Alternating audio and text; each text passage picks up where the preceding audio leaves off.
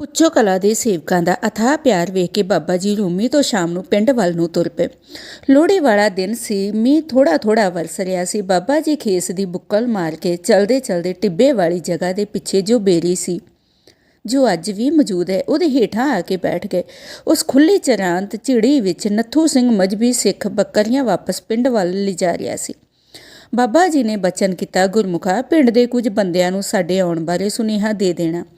ਬਾਬਾ ਜੀ ਨੇ ਜਿਨ੍ਹਾਂ ਦੇ ਨਾਮ ਲਏ, ਨੱਥੂ ਸਿੰਘ ਉਹਨਾਂ ਵੱਲ ਚਲਾ ਗਿਆ। ਭਾਈ ਵਰਿਆਮ ਸਿੰਘ ਤੇ ਸੌਣ ਸਿੰਘ ਨੂੰ ਨੱਥੂ ਸਿੰਘ ਨੇ ਬੁਲਾਵਾ ਦੇ ਕੇ ਅੱਗੇ ਤੁਰ ਪਿਆ। ਸੌਣ ਸਿੰਘ ਸੁਨੇਹਾ ਪਹਿਲਾਂ ਮਿਲਣ ਕਰਕੇ ਵਰਿਆਮ ਸਿੰਘ ਨੂੰ ਬੁਲਾਉਣ ਚਲਾ ਗਿਆ। ਦੋਵੇਂ ਇਕੱਠੇ ਹੀ ਬਾਬਾ ਜੀ ਵੱਲ ਤੁਰ ਪਏ। ਨੱਥੂ ਸਿੰਘ ਬਾਬਾ ਦਲ ਸਿੰਘ ਜੀ ਨੂੰ ਪਤਾ ਦੇਣ ਲਈ ਚਲਾ ਗਿਆ। ਪ੍ਰੇਮ ਦੀ ਭਾਵਨਾ ਨੇ ਛੇਤੀ ਹੀ ਸਾਰਿਆਂ ਨੂੰ ਇਕੱਠਿਆਂ ਕਰਕੇ ਬਾਬਾ ਜੀ ਪਾਸ ਲੈ ਆਂਦਾ। ਜੀਤ ਸਿੰਘ ਵੀ ਘੋੜੀ ਤੇ ਰੂਮੀ ਵੱਲ ਤੋਂ ਆ ਰਿਹਾ ਸੀ। ਬਾਬਾ ਜੀ ਦੇ ਦਰਸ਼ਨ ਕਰਕੇ ਇੱਥੇ ਹੀ ਰੁਕ ਗਿਆ। ਸਾਰਿਆਂ ਨੇ ਬਾਬਾ ਜੀ ਦੀ ਚਰਨ ਛੋਹ ਪ੍ਰਾਪਤ ਕਰਕੇ ਆਨੰਦ ਮਾਣਿਆ ਤੇ ਬੇਨਤੀ ਕੀਤੀ, ਮਹਾਰਾਜ ਕੀ ਹੁਕਮ ਹੈ? ਬਾਬਾ ਜੀ ਨੇ ਫਰਮਾਇਆ, ਸਾਡੇ ਬੈਠਣ ਲਈ ਜਗ੍ਹਾ ਦੱਸੋ, ਅਸੀਂ ਹੁਣ ਇੱਥੇ ਹੀ ਰਹਿਣਾ ਹੈ। ਸਾਰਿਆਂ ਨੇ ਟਿੱਲੇ ਵੱਲ ਇਸ਼ਾਰਾ ਕੀਤਾ, ਇਹ ਜਗ੍ਹਾ ਹੈ। ਬਾਬਾ ਜੀ ਨੇ ਸਾਰੀ ਜਗ੍ਹਾ ਵੱਲ ਮਿਹਰ ਦੀ ਨਿਗਾਹ ਨਾਲ ਤੱਕਿਆ ਤੇ ਜਗ੍ਹਾ ਬੈਠਣ ਲਈ ਮਨਜ਼ੂਰ ਕਰ ਦਿੱਤੀ। ਸੰਗਤ ਨੇ ਬੇਨਤੀ ਕੀਤੀ, ਮਹਾਰਾਜ ਆਰਾਮ ਕਰਨ ਲਈ ਝੁੱਗੀ ਅਤੇ ਕੱਪੜਿਆਂ ਦਾ ਪ੍ਰਬੰਧ ਕਰ ਦਈਏ। ਬੇਨਤੀ ਪ੍ਰਵਾਨ ਹੋਈ। ਦੋ ਆਦਮੀ ਖੇਸ ਅਤੇ ਬਿਸਤਰੇ ਮੰਜੇ ਦਾ ਪ੍ਰਬੰਧ ਕਰਨ ਚਲੇ ਗਏ। ਜਗ੍ਹਾ ਸਾਫ਼ ਕਰਕੇ ਪੱਟੀਆਂ ਦੀ ਝੁੱਗੀ ਬਣਾ ਦਿੱਤੀ। ਮੰਜੇ ਤੇ ਆਸਣ ਵਿਛਾ ਦਿੱਤਾ। ਬਾਬਾ ਜੀ ਦਾ ਭਿੱਜਿਆ ਹੋਇਆ ਖੇਸ ਵੀ ਬਦਲ ਦਿੱਤਾ। ਬਾਬਾ ਦਲ ਸਿੰਘ ਜੀ ਨੇ ਬਾਬਾ ਜੀ ਨੂੰ ਦੁੱਧ ਛਕਾਉਣ ਬਾਰੇ ਆਗਿਆ ਮੰਗੀ। ਹੁਕਮ ਹੋਇਆ, ਲੈ ਆਓ। ਥੋੜ੍ਹੀ ਦੇਰ ਬਾਅਦ ਦੁੱਧ ਆ ਗਿਆ। ਬਾਬਾ ਜੀ ਨੇ ਦੁੱਧ ਛਕ ਲਿਆ। ਝਿੜੀ ਵਿੱਚ ਮੱਝਾਂ ਚਾਰਨ ਵਾਲੇ ਦਾ ਇੱਕ ਛੋਟਾ ਜਿਹਾ ਕੱਚਾ ਕੋਠਾ ਟਿੱਲੇ ਉੱਪਰ ਬਣਾਇਆ ਹੋਇਆ ਸੀ। ਸੰਗਤ ਨੇ ਆਗਿਆ ਮੰਗੀ, ਪਾਤਸ਼ਾਹ, ਉਹ ਸਾਹਮਣੇ ਵਾਲਾ ਉੱਪਰ ਵਾਲਾ ਕੋਠਾ ਸਾਫ਼ ਕਰ ਦਈਏ। ਬਾਬਾ ਜੀ ਨੇ ਬਚਨ ਕੀਤਾ, ਸ਼ੁੱਧ ਹੈ। ਅਗਲੇ ਦਿਨ ਕੋਠਾ ਸਾਫ਼ ਕਰਕੇ ਬਾਬਾ ਜੀ ਦਾ ਆਸਣ ਉਹਦੇ ਵਿੱਚ ਲਾ ਦਿੱਤਾ। 1.5 ਮਹੀਨਾ ਉਸ ਵਿੱਚ ਰਹਿਣ ਉਪਰੰਤ ਬਾਬਾ ਜੀ ਨੇ ਉਹ ਕੋਠਾ ਢਵਾ ਕੇ ਨਵਾਂ ਤਿਆਰ ਕਰਨ ਦਾ ਹੁਕਮ ਦਿੱਤਾ। ਫਿਰ ਇਸ ਤੋਂ ਵੱਡਾ ਕੋਠਾ ਕੱਚਾ ਹੀ ਤਿਆਰ ਕੀਤਾ, ਜਿਸ ਦਾ ਅੱਧਾ ਹਿੱਸਾ ਪਰਦਾ ਕਰਕੇ ਆਸਣ ਬਣਾ ਲਿਆ, ਬਾਕੀ ਵਿੱਚ ਮੱਟੀਆਂ ਤੇ ਸਮੱਗਰੀ ਰੱਖਣੀ। ਇਸ ਕੋਠੇ ਵਿੱਚ ਬਾਬਾ ਜੀ ਨੇ 36 ਸਾਲ ਦਾ ਸਮਾਂ ਬਤੀਤ ਕੀਤਾ। ਸਾਵਣ ਦੇ ਮਹੀਨੇ ਬਾਬਾ ਜੀ ਦੇ ਰਹਿਣ ਲਈ ਟਿੱਲੇ ਉੱਪਰ ਕੁਟੀਆ ਬਣਾ ਕੇ ਕਈ ਪਿੰਡ ਦੇ ਸੰਗੀ ਆਪਣੇ ਘਰੇਲੂ ਰੁਝਾਵਿਆਂ ਵਿੱਚ ਦਿਲਚਸਪੀ ਲੈਣ ਕਰਕੇ ਬਾਬਾ ਜੀ ਦੇ ਦਰਸ਼ਨਾਂ ਲਈ ਕਦੇ-ਕਦੇ ਆਇਆ ਕਰਦੇ ਸਨ। ਪਰ ਭਾਈ ਵਰਿਆਮ ਸਿੰਘ ਤੇ ਭਾਈ ਸੌਣ ਸਿੰਘ ਸੇਵਾ ਵਿੱਚ ਸ਼ਰਧਾ ਦੀ ਭਾਵਨਾ ਮਨ ਵਿੱਚ ਵਸਾ ਕੇ, ਸਤਿਕਾਰ ਹਿਰਦੇ ਵਿੱਚ ਵਸਾ ਕੇ ਬਾਬਾ ਜੀ ਦੀ ਹਜ਼ੂਰੀ ਵਿੱਚ ਹਰ ਵੇਲੇ ਤਤਪਰ ਰਹਿੰਦੇ। ਬਾਬਾ ਜੀ ਦੇ ਹੁਕਮ ਅਨੁਸਾਰ ਸੌਣ ਸਿੰਘ ਰਾਤ ਦਾ ਪਹਿਰਾ ਵੀ ਬੜੇ ਅਦਬ ਨਾਲ ਪ੍ਰੇਮ ਬੰਧਨ ਵਿੱਚ ਲੀਨ ਹੋ ਕੇ ਨਿਮਰਤਾ ਨਾਲ ਨਿਭਾਉਂਦੇ ਸਨ।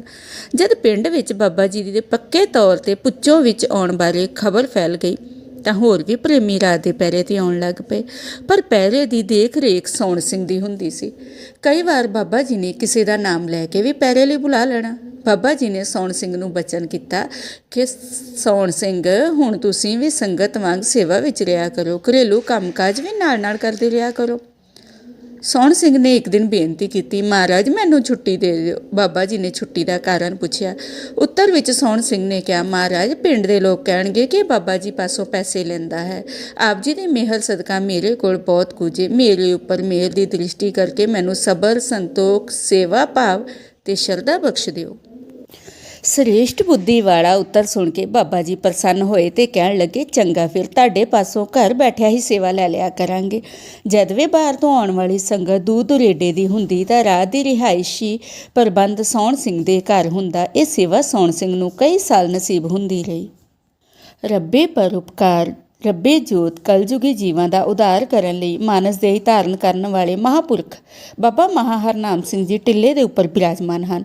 ਪਿੰਡ ਦੀਆਂ ਸੰਗਤਾਂ, ਬਾਹਰਲੀਆਂ ਸੰਗਤਾਂ, ਜਿਨ੍ਹਾਂ ਦੇ ਸੁਅਲੜੇ ਭਾਗ ਹਨ, ਦਰਸ਼ਨ ਕਰਨ ਅਤੇ ਸੇਵਾ ਦੀ ਭਾਵਨਾ ਮਨ ਵਿੱਚ ਲੈ ਕੇ ਆਉਂਦੀਆਂ ਹਨ। ਦੂਰ ਤੋਂ ਆਉਣ ਵਾਲੀਆਂ ਸੰਗਤਾਂ ਦਾ ਮਨ ਕਿਸੇ ਗੁਪਤ ਰੂਪ ਜਾਂ ਸੁਪਨਿਆਂ ਰਾਹੀਂ ਦਰਸ਼ਨ ਕਰਨ ਲਈ ਪ੍ਰੇਰਦੇ ਹਨ। ਪ੍ਰੇਰਨਾ ਉਸ ਨੂੰ ਹੀ ਹੁੰਦੀ ਹੈ ਜਿਸ ਨਾਲ ਪ੍ਰਭੂ ਦਾ ਨੇੜਲਾ ਸੰਬੰਧ ਹੋਵੇ, ਜਿਸ ਨੇ ਉਹਦਾ ਸਿਮਰਨ ਕੀਤਾ ਹੋਵੇ। ਮੰਡੀ ਬਹਾਵਲਪੁਰ ਦੇ ਰਹਿਣ ਵਾਲਾ ਇੱਕ ਪ੍ਰੇਮੀ ਆਪਣੀ ਪਤਨੀ ਨੂੰ ਨਾਲ ਲੈ ਕੇ ਬਾਬਾ ਜੀ ਦੇ ਦਰਸ਼ਨ ਕਰਨ ਲਈ ਘਰ ਵਿੱਚ ਕੁਝ ਬਿਰਤਾਂਤ ਹੋਣ ਦੇ ਬਾਵਜੂਦ ਆਇਆ। ਲੜਕੀ ਦੇ ਪੇਕੇ ਘਰ ਭਾਈ ਬਖਤੌਰ ਸਿੰਘ ਸਨ। ਕੱਚੇ ਪੁੱਛੋਂ ਉਹਨਾਂ ਦੀ ਦੂਰ ਦੁਰੇਡੇ ਦੀ ਰਿਸ਼ਤੇਦਾਰੀ ਸੀ। ਬੀਬੀ ਆਪਣੇ ਸਹੁਰੇ ਘਰ ਰਹਿੰਦਿਆਂ ਇੱਕ ਦਿਨ ਸਖਤ ਬਿਮਾਰ ਹੋ ਗਈ ਤੇ ਸਰੀਰ ਦੇ ਸੁਆਸ ਵੀ ਖਤਮ ਹੋ ਗਏ। ਘਰ ਅੰਦਰ ਅਚਾਨਕ ਕੋਈ ਮੌਤ ਦਾ ਸਨਾਟਾ ਛਾ ਗਿਆ। ਪਰ ਅਟਲ ਅਨਹੋਣੀ ਨੂੰ ਸਤਿਕਾਰ ਕੇ ਮੰਨਦੇ ਹੋਏ ਸੱਜਣ ਮਿੱਤਰ ਬੀਬੀ ਨੂੰ ਅੰਤਮ ਸੰਸਕਾਰ ਲਈ ਲੈ ਤੁਰੇ।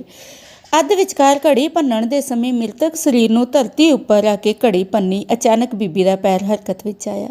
ਇਹ ਵੇਖ ਕੇ ਸਾਰੇ ਰਿਸ਼ਤੇਦਾਰ ਅਚਰਜਤਾ ਨਾਲ ਮਿੱਟੀ ਰੂਪ ਦੇਹ ਵੱਲ ਆਕਰਸ਼ਿਤ ਹੋ ਗਏ।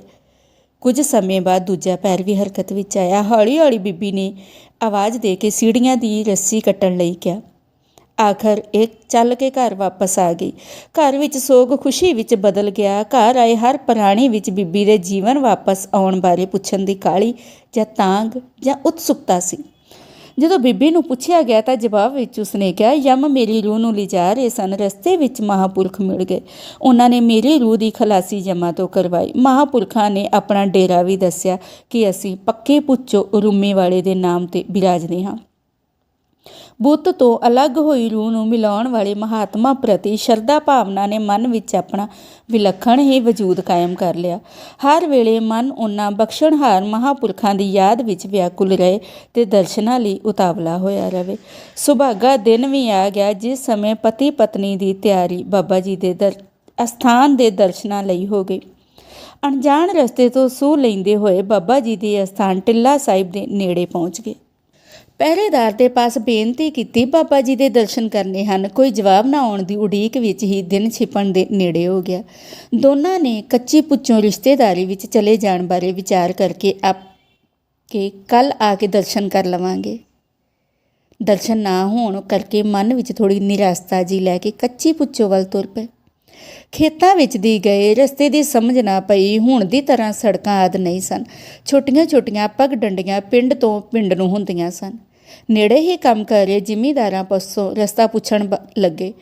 ਇਹਨਾਂ ਵਿੱਚ ਬਾਬਾ ਜੀ ਦਾ ਸੇਵਕ ਸੋਹਣ ਸਿੰਘ ਸੀ। ਉਸਨੇ ਇਹਨਾਂ ਨੂੰ ਵਾਪਸ ਪੁੱਛੋਂ ਹੀ ਮੋੜ ਲਿਆਂਦਾ ਤੇ ਕਿਹਾ, ਅਸੀਂ ਸਵੇਰੇ ਤੁਹਾਨੂੰ ਦਰਸ਼ਨ ਕਰਵਾ ਦੇਵਾਂਗੇ। ਰਾਤ ਉਹਨਾਂ ਪ੍ਰੇਮੀਆਂ ਨੇ ਬਾਬਾ ਸੋਹਣ ਸਿੰਘ ਜੀ ਦੇ ਘਰ ਕੱਟੀ। ਸਵੇਰੇ ਇਸ਼ਨਾਨ ਪਾਣੀ ਕਰਕੇ ਬਾਬਾ ਜੀ ਦੇ ਦਰਸ਼ਨਾਂ ਲਈ ਤੁਰਨ ਲੱਗੇ ਤਾਂ ਬਾਬਾ ਸੋਹਣ ਸਿੰਘ ਜੀ ਨੇ ਪੁੱਛਿਆ, ਬੀਬੀ ਤੂੰ ਬਾਬਾ ਜੀ ਨੂੰ ਪਛਾਣ ਸਕਦੀ ਹੈ? ਬੀਬੀ ਨੇ ਹਾਂ ਵਿੱਚ ਜਵਾਬ ਦਿੱਤਾ। ਪਤੀ ਪਤਨੀ ਸੋਹਣ ਸਿੰਘ ਤੇ ਕੁਝ ਪ੍ਰੇਮੀ ਟਿੱਲਾ ਸਾਹਿਬ ਦੇ ਨੇੜੇ ਪਹੁੰਚ ਗਏ। ਬਾਬਾ ਜੀ ਨਗਰ ਵੱਲ ਮੁੱਖ ਕਰਕੇ ਖੜੇ ਸਨ। ਲੰਗਰ ਵਾਲੀ ਇਮਾਰਤ ਵਾਲੇ ਪਾਸੇ ਟਿੱਲਾ ਸਾਹਿਬ ਦੇ ਉੱਪਰ ਜਾਣ ਦਾ ਰਸਤਾ ਸੀ। ਬਾਬਾ ਜੀ ਦਰਸ਼ਨ ਕਰਦੇ ਹੀ ਬੀਬੀ ਨੇ ਬਾਬਾ ਜੀ ਨੂੰ ਪਛਾਣ ਲਿਆ ਤੇ ਨੀਮ ਬੇਹੋਸ਼ੀ ਦੀ ਹਾਲਤ ਵਾਲੇ ਰੋਗੀ ਦੀ ਤਰ੍ਹਾਂ ਭੱਜ ਤੁਰੀ। ਪਰ ਉਪਕਾਰੀ ਵੱਲੋਂ ਕੀਤੇ ਹੋਏ ਪਰ ਉਪਕਾਰ ਦਾ ਬਦਲਾ ਪ੍ਰਾਣੀ ਉਹਨਾਂ ਪ੍ਰਤੀ ਸ਼ਰਧਾ ਤੇ ਅਥਾਹ ਪਿਆਰ ਵਿਖਾ ਕੇ ਚੁਕਾ ਸਕਦਾ ਹੈ। ਸੱਚਾ ਪਿਆਰ ਹੀ ਕਠੋਰ ਤੋਂ ਕਠੋਰ ਮਨ ਨੂੰ ਨਿਮਰਤਾ ਦੀ ਕੁਠਾਲੀ ਵਿੱਚ ਪਿਘਲਾ ਸਕਦਾ ਹੈ। ਟਿੱਲੇ ਦੇ ਨੇੜੇ ਪਹੁੰਚੀ ਤਾਂ ਬਾਬਾ ਜੀ ਨੇ ਹੱਥ ਦਾ ਇਸ਼ਾਰਾ ਕਰਕੇ ਰੁਕਣ ਲਈ ਕਿਹਾ। ਬੀਬੀ ਉੱਥੇ ਹੀ ਅਡੋਲ ਖੜੀ ਹੋ ਗਈ। ਦੋਨੋਂ ਹੱਥ ਜੁੜੇ, ਸਿਰ ਝੁਕਿਆ ਹੋਇਆ ਮਹਾਂਪੁਰਖਾਂ ਵੱਲੋਂ ਕੀਤੇ ਹੋਏ ਪਰ ਉਪਕਾਰ ਦਾ ਸ਼ੁਕਰਾਨਾ ਕਰ ਰਹੇ ਹਨ। ਕਾਫੀ ਦੇਰ ਸ਼ਾਂਤਮਈ ਮਾਹੌਲ ਰਿਹਾ। ਮਨ ਅੰਦਰ ਫੁਰਨਿਆਂ ਦਾ ਢੇਰ ਵੱਜ ਗਿਆ, ਪਰ ਇਸ ਨੂੰ ਕੌਣ ਜਾਣੇ। ਪ੍ਰੇਮੀ ਸੋਹਣ ਸਿੰਘ ਤੇ ਸੰਗਤ ਨੇ ਆ ਕੇ ਨਮਸਕਾਰ ਕੀਤੀ। ਬਾਬਾ ਜੀ ਨੇ ਬਚਨ ਕੀਤਾ, ਕੰਨਿਆ ਉੱਠ ਕੇ ਖੜੀ ਹੋ ਜਾ। ਰਹਿਮਤ ਦੇ ਘਰ ਵਿੱਚ ਆਏ ਤੇ ਵਰਦਾਨ ਬਖਸ਼ਿਆ। ਕੰਨਿਆ ਤੂੰ ਬਖਸ਼ੀ ਗਈ ਹੈ। ਛੋਟੀ ਉਮਰ ਦੀ ਲੜਕੀ ਨੂੰ ਆਪਣੇ ਮੁਖਾਰ ਬਿੰਦ ਤੋਂ ਕੰਨਿਆ ਪੁਕਾਰਦੇ ਸਨ। ਸ਼ਰਧਾਲੂਆਂ ਨੇ ਅੱਗੇ ਹੋ ਕੇ 15 ਰੁਪਏ ਮੱਥਾ ਟੇਕਿਆ। ਬਚਨ ਹੋਇਆ, ਅਸੀਂ ਕੀ ਕਰਨੇ ਹਨ, ਲੈ ਜਾਓ। ਮਾਇਆ ਘਰ ਵਿੱਚ ਹੀ ਚੰਗੀ ਹੁੰਦੀ ਹੈ। ਦੋਵਾਂ ਨੇ ਬੇਨਤੀ ਕੀਤੀ, ਮਹਾਰਾਜ ਸਾਨੂੰ ਨਿਰਾਸ਼ ਨਾ ਕਰੋ, ਥੋੜ੍ਹੀ ਭੇਟਾ ਜ਼ਰੂਰ ਸਵੀਕਾਰ ਕਰੋ। ਚੰਗਾ 5 ਰੁਪਏ ਰੱਖ ਲੈਂਦੇ ਹਾਂ, ਬਾਕੀ 10 ਰੁਪਏ ਦਾ ਘਰ ਜਾ ਕੇ ਸਹਿਜ ਪਾਠ ਕਰਵਾ ਦੇਣਾ। ਹਜ਼ੂਰ ਨੇ ਬਚਨ ਕੀਤਾ। ਦੋਵਾਂ ਨੂੰ ਨਾਮ ਜਪਣ ਲਈ ਪ੍ਰੇਰਨਾ ਕੀਤੀ। ਜੇ ਅਨਪੜ੍ਹ ਹੋ ਤਾਂ ਵਾਹਿਗੁਰੂ ਹੀ ਜਪ ਲਿਆ ਕਰੋ। ਨਾਲ ਹੀ ਇੱਕ ਸੱਚੀ ਸੁੱਚੀ ਕਿਰਤ ਹੈ ਨਾਮ, ਇਹੋ ਹੀ ਜੀਵਾਂ ਦਾ ਉਧਾਰ ਕਰਦਾ ਹੈ। ਇੱਕ ਛੋਟੀ ਉਮਰ ਦੇ ਮਹਾਤਮਾ ਬਾਬਾ ਜੀ ਦੀ ਸਰੋਤ ਸੁਣ ਕੇ ਟਿੱਲਾ ਸਾਹਿਬ ਦੇ ਨੇੜੇ ਪਹੁੰਚੇ। ਉਹਨਾਂ ਦੇ ਨਾਲ ਇੱਕ ਬਿਰਧ ਸਾਧੂ ਵੀ ਸਨ।